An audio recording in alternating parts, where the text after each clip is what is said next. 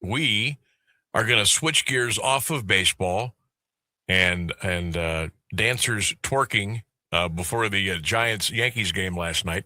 And we're going to talk a little college basketball, a little Buckeye hoops, and we'll get into the Big Ten here a little bit and maybe a little Sweet 16 talk. Adam Jardy, kind enough to join us today here on the program. Adam does a tremendous job with the Columbus Dispatch covering the Ohio State men's basketball team. Adam, how you doing on this Thursday afternoon? I'm doing well. How are you doing? Good. Thanks for coming on today. I know you have been busy. The end of the regular season, the Big Ten tournament, and then the NCAA tournament. And here we are for the Sweet 16, the Scarlet and Gray not taking part. But I kind of want to do a little Buckeye rewind, and then we'll look ahead maybe to next season and see if there's a couple of changes here or there. But after all the dust has settled, and here we are, your take, maybe a letter grade, so to speak, on the Buckeyes this past year. What do you got? Letter grade, I'd give it a solid B. Okay. I mean, it's not where Ohio State wants to be, and just making the tournament obviously isn't where they want the standard, and there's expectations that things will, continue to progress from here. But when you think back to the last couple of years and the journey just to, get to the NCAA tournament, it's another year of progress in my mind. And it's not, hey, you've arrived and everything is, sunshine and roses at this point. But I think ultimately I will look at this year as building on what had happened the previous year and a sign that, things are trending in an upward direction right now. So I'm trying to do a little bit of this off of memory. They went from 17 to 21 wins, if I'm not mistaken. Yep. And they went from not getting into the big dance to getting there. Again, it was a wild season. You had guys that were dinged up and injured and unavailable at times. This was, we're starting to get used to the East Coast, West Coast grind of the Big Ten season now because of the conference realignment. And then there was, the Coach Diebler still, like, I don't want to say he's still getting his feet wet, but as quickly as he was kind of put in there when Holtman was let go and he kind of took over the program and had a nice little run and they hired him. And I just kind of, I look back at this season, I say, okay, there was a lot of moving parts. And I think I've come to the conclusion that, 21 was pretty good as far as the wins. They played a pretty decent non-conference schedule. We would have loved to win that opening game, of course. But I think the program's in the right direction. And I guess it all comes down to now is, A, recruiting other guys to come into your program, and B, recruiting your own guys to stay. Yep. And that's the big challenge we're all facing. Yeah, and those are the conversations that they've been having right now is certainly figuring out like what's important in the transfer portal. What do you need to do from a roster standpoint to put yourself in a position to be even better next year? But it starts with retention. And this is now, it's another major point of emphasis for this program as it goes into the offseason is trying to make sure that, you're keeping the guys that you want to keep and then building around that. Like you don't want to just start over from scratch, every year. So that's kind of where they are right now in this offseason is continuing to have conversations with the guys that they want to keep and then figuring out, okay, who stays, who doesn't stay, and then what do we need to do to try to fill out, the rest of the roster. And that's, it's a bit of a moving target right now because it is still kind of early. Nobody's signed anything yet. Mm-hmm. Transfer portal doesn't officially open till April 7th.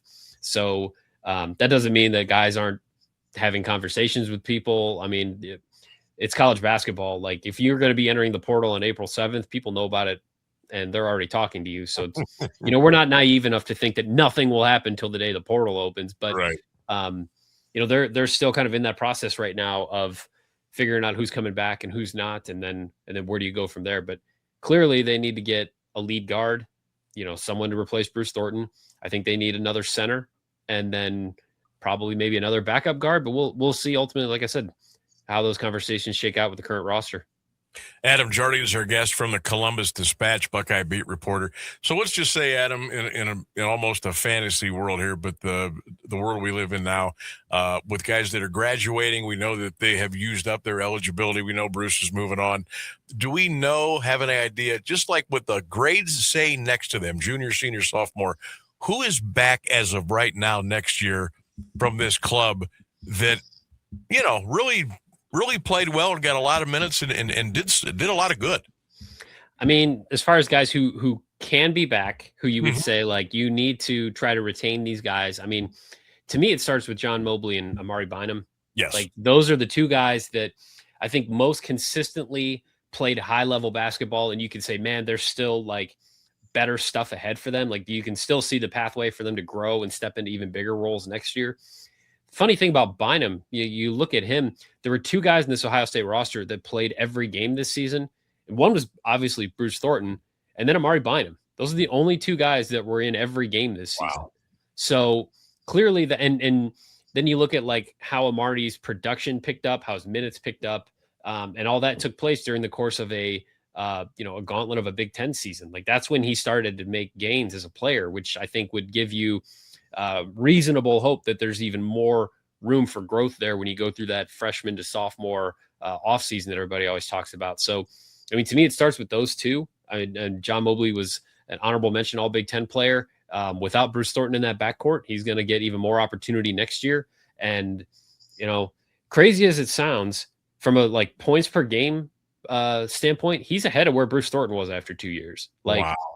If we think about how unlikely it is in this era to see somebody set the all-time scoring record, like, talk to me in another year and a half, but it's not crazy to suggest that John Mobley could be in the running for something like that if he stays at Ohio State for 4 years and keeps shooting like this. So to me, it starts with those two.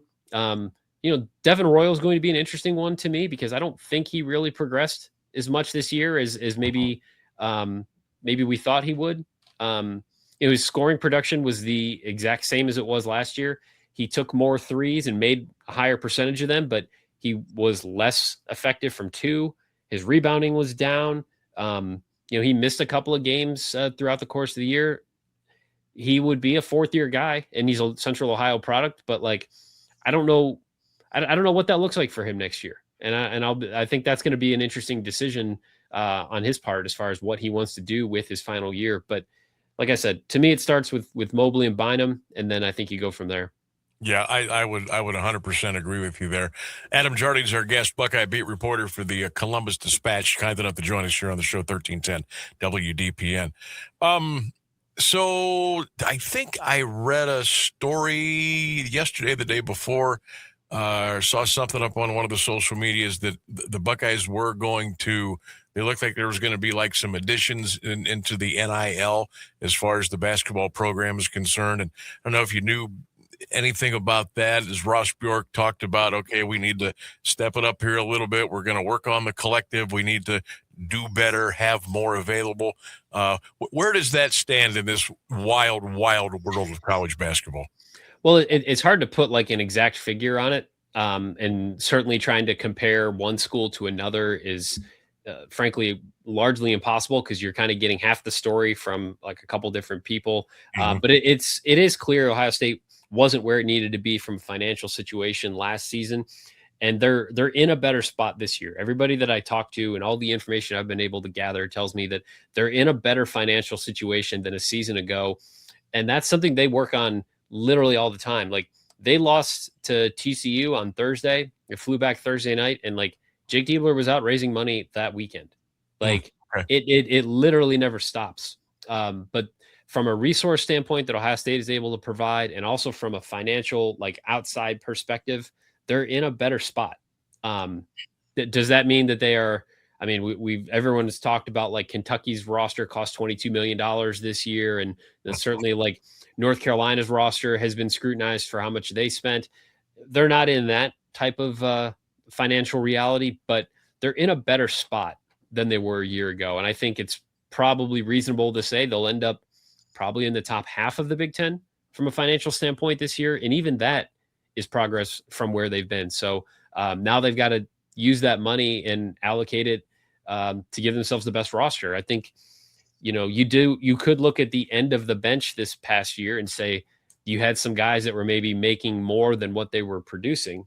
Mhm. And, does that mean that next year, instead of Ohio State's roster having 15 guys on it, does it have 13 guys, but only 10 of them are really making anything in NIL? Like that might be, you have more money and you're spending it on fewer players. So then theoretically you have more high quality players than you did this year. I think that might be what we end up seeing from the roster next year. I had a good friend of mine ask me, I think it was the night that BYU went out of the tournament, and he said, "Hey, they paid this DeBonsa guy $7 million, and where did it get him?" And I I put some thought into that. And I said, well, okay, well, where did it get them? Okay, they had some nice wins. They sold out every game at the Marriott Center, which is almost 20,000 people. They got a lot of great exposure of the big games, the bright lights on the big networks. But they did fizzle out. They didn't get where they wanted to go. Is this something that you would see Ohio State maybe do or think about doing if they could find that coveted kind of a player? Would they roll the dice and pay that kind of big money for one guy or maybe two, or would they just tend to spread it out all the way? Well, I mean, I don't think they'll spread it out as much as they did this past year. And that the BYU situation is really fascinating because I mean, DeBonsa was incredible, Mm-hmm. and he certainly electrified that program. When you really look at their season, they lost Richie Saunders to injury in like mid-February, and I actually was, as you were saying that, I was pulling up their schedule, but like they went 4-6 without him, and he was Yeah. a critical part of that team. And I think what that shows you is that like depth in college basketball, you lose one key player, it really can throw things. I mean, like when Saunders went out, I think they were like what are they, like 18-6 or something like that, or they were things were humming for them, and then it just very quickly went sideways when you lost such an important piece. And so, I mean, as far as like would Ohio State sign an AJ DeBonsa and just build everything around him? I mean, Anthony Thompson is viewed as an NBA lottery pick in a year and a half from now, Mm-hmm. and he's a McDonald's All-American coming in that will play a significant role on Ohio State's roster next season. And I would imagine he's being fairly well compensated for that. So maybe not like quite an AJ DeBonsa type of comparison, but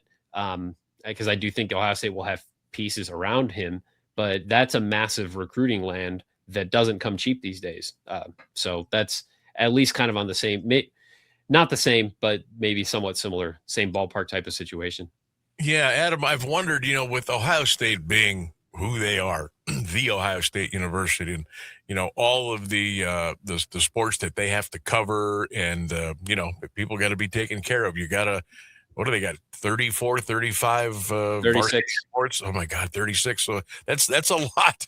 That's a big budget, and we know that they fill the coffers pretty well for the football program, and rightfully so. I wonder if that will ever have an impact on, say, like the basketball program or another sport that maybe does a little bit of revenue generating for them because they have to pour so much in to the football side. Will that always be like a thing with Ohio State? I would imagine so. I mean, you know where your bread is buttered, and I think every team, every athletic program at Ohio State understands like what options 1, 2, and 3 are, and it's Mm-hmm. always going to be like football doing well makes everything else better for everyone else. So like that's certainly that's a reality of being at Ohio State. It is interesting though because like I would guess, and from talking to a couple of people, I think this is pretty standard across the board where no matter whether you're Ohio State football or men's basketball or women's ice hockey or whatever, I guarantee you that they run into situations where they're recruiting somebody in the transfer portal, and then that person says, "Well, okay, well, you could give me 400,000 more. You're Ohio State." Mm-hmm. And even football like runs into like football doesn't have unlimited funds. I mean, they have whatever the next step down from unlimited is, I would say is probably where football is. Okay. They've got plenty to work with. And I'm sure that if it's a situation where, Ryan Day needs an extra $300,000 to bring in this cornerback or whatever, he's probably going to be able to find a way to raise that. But they do run into that across the board. And I know that was a thing for men's basketball last year in assembling this roster. I mean, the list of players that I understand they finished second on because they were in a really good spot. And then this person said, well, this school's offering me, another $400,000, and they couldn't match that. That's a reality of what it is right now to be in college athletics. That brings up a fascinating question, and I don't know if you have the answer. You just mentioned, okay, they're close to player X. They think they got him. Player X says, school B offered me another $500,000. I'm going to go there. How do we know that that's true? Is there a way to track that kind of a thing? I mean, not really. Like, that could be the agent just making something happen, or that could be somebody giving you an inflated number. There's really not like a really good way to document these kinds of things, other than I would assume that in a scenario like that, where if you say, hey, well, congratulations, go get that extra 500,000 and go to that school.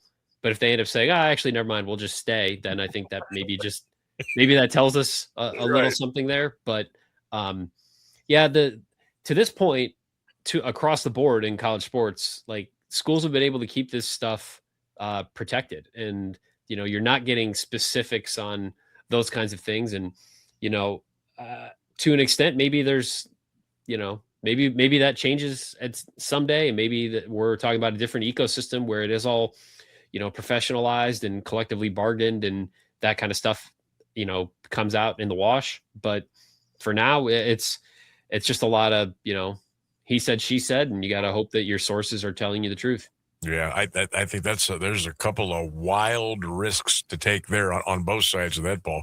Adam Jardy is our guest, does a great job, beat reporter for the Ohio State men's basketball team, Columbus Dispatch, joining us here on the show, 1310 WDPN. The Sweet 16, and the reason I bring this up with you is because I look at the 16 teams that are left. I see Purdue, I see Iowa, I see Nebraska, I see Illinois, I see Michigan, I see Michigan State. Mm-hmm. Holy cow, Adam. The Big Ten is the real deal. They are flexing in the basketball world nowadays. Yeah, this has been a long time coming, honestly, where the Big Ten's getting this many teams to the second weekend. And it's certainly, I was even looking at it today, just for like an Ohio State standpoint of, Ohio State finished 8th in the Big Ten standings and had the 8th seed in the Big Ten tournament. And I think it's like if Ohio State had won one more game in the Big Ten, like would have gotten a triple bye, would have had a top 4 seed based on some of the tiebreakers and things, which, like, yeah, congratulations. Like, no one hangs a banner for that kind of stuff. But I think it's worth pointing out, like, the level of the quality of the Big Ten at the top, and what we did see from this conference, like, night in and night out. And, would Ohio State have liked to have had a few more wins in the league? Absolutely. But, like, there's a high level of basketball in that conference this year, and that hasn't always been the case. And, like, I'd have to go back and really look at the numbers. I know there've been seasons where it's like, oh, the Big Ten got 10 teams in the NCAA tournament. It's like, yeah, and they're all 8, 9, 11, 12 seeds. Right. Like, that wasn't long ago where it was like you had Purdue and then a bunch of but there are legitimately, I mean, Michigan is clearly a national championship contender. Purdue was the number 1 team in the preseason, like in the first polls of the year. Illinois is talented enough to make a Final Four. Michigan State is clearly tough enough to make something like that happen. And I mean, it's a shame that Nebraska and Iowa have to play each other, because those have been 2 really, really fun stories to watch. But, like, both those teams look really dangerous right now. So there's a lot of high level basketball that we saw in the league this year. I don't know. I'll be curious. Like, is somebody going to break that drought? Is this the year that we get a Big Ten national champion for the first time since Michigan State won it in 2000? Because it seems like they are primed to have that kind of opportunity. And with this many teams in, even though 2 of them play each other, I mean, I think the chances are really good that somebody from the Big Ten brings it all home this year. Adam Jardy, our guest, he does a great job covering the Buckeyes. Check him out on the Columbus Dispatch on all of your social medias. Adam, always appreciate the visit. Enjoy the rest of the college basketball season and the off season, quote unquote. And I'm sure we'll catch up with you here down the road. Thanks again. Yeah, I'm excited to have my TV on and then also my phone on watching opening day tonight while I'm also watching the Sweet 16. So Oh, it's a great day in the sports calendar. it is. Keep that remote handy. Thanks, Adam. Thank you. There you go. Adam Jardy from the Columbus Dispatch here on the Sam